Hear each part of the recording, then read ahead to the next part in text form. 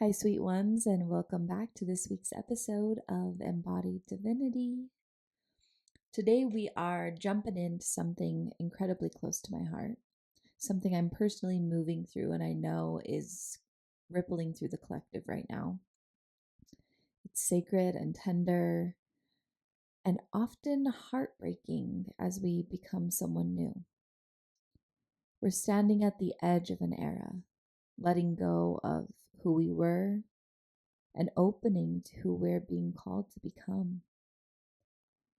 And this isn't a conversation about getting over it, moving on, or forcing a glow up. It's about honoring the ache, the threshold, the deep breaths you take while you realize your life is shifting and you can't cling to what you used to be. So let's start by creating a sacred space here together. Take a deep breath in through your nose and out through your mouth. And just set the intention to be and receive whatever you're meant to hear. I want to start with a personal story. My daughter is graduating high school. It's not really a surprise because she's been attending college here for the last year and just waiting for the actual graduation ceremony. But that whole premise of her graduating, I didn't really think would be a big deal until the night we went and got her senior pictures and she put the cap and gown on, and I just started crying. Because yes, it's a milestone, it's a celebration, but it's also a mirror that reflects back the woman I was when I birthed her, the girl really, a mirror that shows me how much we've both grown and how much of me is shifting as I learn to mother an adult. And I'll be honest with you, it hurts. It hurts in the way that grief and gratitude come together. I'm so proud of her, and also I miss her already. I miss the younger versions of her and of me. I miss the era where our lives were wrapped so tightly around each other. But that ache and that grief, that is something sacred to me because it means we loved deeply. It means something mattered. So, whatever version of you is dying right now, let's be with that. Maybe it's a version that worked tirelessly, that held the world together, that mothered or fathered or performed, gave, created, proved. Maybe you feel like you're losing your edge, your fire, pieces and parts of your identity. Maybe you feel like you're stuck or like you've gone backwards. Maybe you look at old photos or journals and think, who was she? Where did he go? Let me say this gently. That version of you didn't disappear. They evolved. And in evolution, there is loss, but also deep reclamation. Grief isn't the opposite of progress, it's the proof of it. What if this moment, this messy, uncertain, liminal space you're in is not the breakdown, but the initiation? What if life isn't asking you to go back to who you were, but to stand naked in the in-between and just breathe? Initiations often feel like they are a deep ruin before they are a rebirth.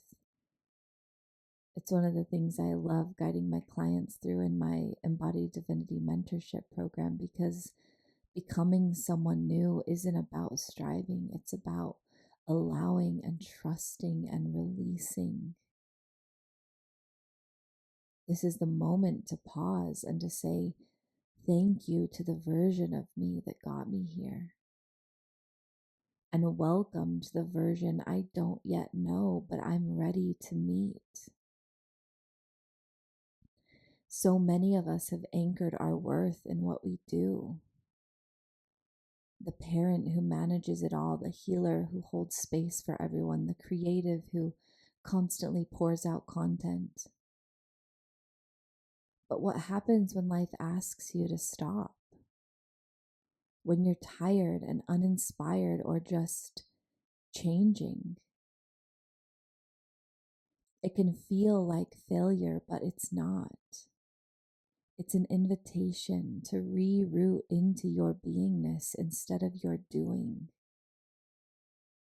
You are not less worthy in the pause. You are not less powerful in your softness. You are not failing because your fire feels different. Sitting in this liminal space with my daughter and our relationship, there's been a lot of pausing and breathing. As I watch her transition into this powerful woman who doesn't necessarily need me, but wants to hang around me, it's this shift in our relationship of no longer constantly taking care of, protecting, and providing, but really just being in each other's company and letting that be enough, and there's still being love there. It feels so foreign and good to me. And the only thing to do as the relationship evolves and our roles evolve is for us to just both be surrendered to this weird in-between state. And it happens in all cracks and crevices of life. At some point or another, we transition from one era to another. And that in-between space can be raw and achy and confusing. Let's take a moment as this lingers in the air to reflect. If you can, I encourage you to grab a journal and maybe close your eyes. And I'll make sure I put these questions I'm about to ask in the comments of wherever you're listening to this. But for now, just let it sit with you. What version of me is being asked to be released?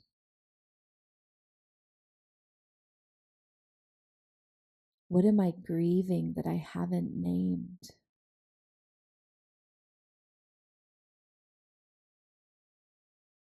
What do I know is true about me now that I didn't know then?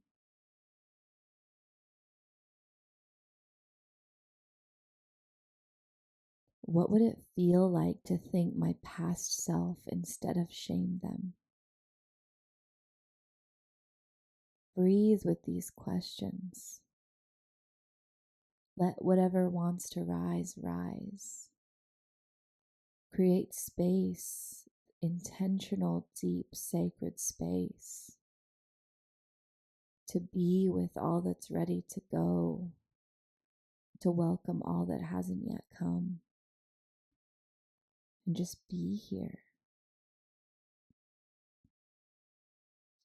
As always, what we speak about here gets expanded upon throughout the week in my offerings. On every Wednesday, I have a meditation or activation that comes out. This week, it's goes right along with our theme, and it's about really sinking into the flow of happiness, even in this liminal space. I also have articles that will be published on Substack this week that help you deepen into this theme. My book, Breathe Deep and Plan on Miracles, or the Inner Child Oracle cards, or even any of my do-it-yourself workshops that are all found on my website are powerfully supportive as you move through different roles and let go of the old. And of course, if you're looking for deeper, more intimate connection, this is the last 2 years that I will be offering Embodied Divinity mentorship, and then it will be retired. I currently have a spot open in that mentorship program, so you can look at www.nikylamariah.com to find out more. More than anything, as we leave today, I want you to remember that you are allowed to become new. You are allowed to grieve and celebrate at the same time, and you are never, ever alone. I love you guys. I'll see you next week. and happy expanding.